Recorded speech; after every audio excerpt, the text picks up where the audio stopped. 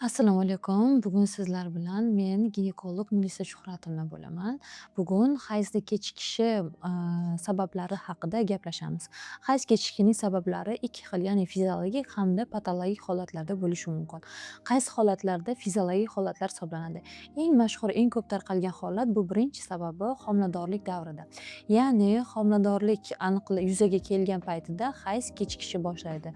Bunday holatlarda homiladorlik testini qilish hamda shifokorga murojaat qilish tavsiya qilinadi.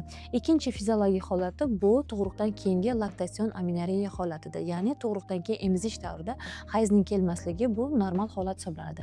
Ba'zi bir ayollarimizda 3-4 oydan, ba'zi bir ayollarda hatto 1,5-2 yilgacha hayz kelmasligi bu emiziklik davrida normal holat hisoblanadi. Endi patologik holatlarda, qanday holatlarda hayz kelmasligi bu qaysidir kasallikning belgisi bo'lishi mumkin. Birinchi sababi bu surunkali stressdir. Ya'ni surunkali stress yoki bo'lmasam yosh qizlarimizda imtihonlarga tayyorlanish, yosh reproduktiv yoshdagi ayollarimizda ish jarayonidagi yoki oilaviy stresslar natijasidagi bosimlar natijasida yuzaga keladigan hayzning kechikishi.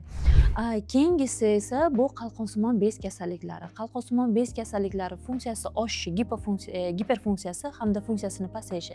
Gipofunksiyasida hayzning kelishi kechikishi yoki bo'lmasam hayzlar tartibsiz ravishda kelishi mumkin bo'ladi. Bunday holatlarda ham zudlik bilan shifokorga murojaat qilish kerak bo'ladi.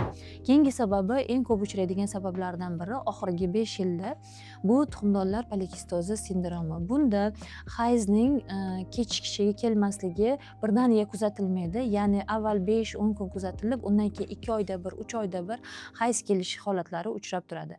Bundan tashqari hamda ovulyatsiya bo'lmasligi, vazn oshishi, insulin rezistentlik hamda tanada ortiqcha tuklanishlar, ya'ni giperandrogeniya tipidagi o'zgarishlar bilan namoyon bo'ladi. Hamda keyingi uchraydigan sababi bu turli xil dorilar qabul qilish natijasida, ayniqsa neyroleptik hamda psixotrop dorilarni qabul qilib yurgan bemorlarimizda, ayollarimizda yoki qizlarimizda hayz kechikishi uchrashlari bu normal holat hisoblanadi.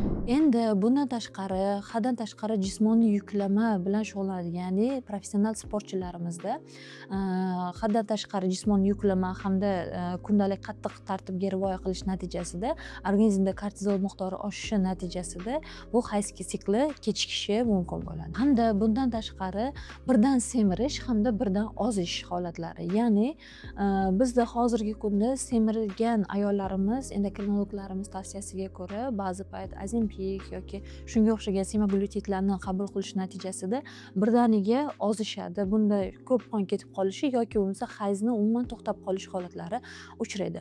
Xo'p, endi qachon shifokorga murojaat qilish kerak bo'ladi?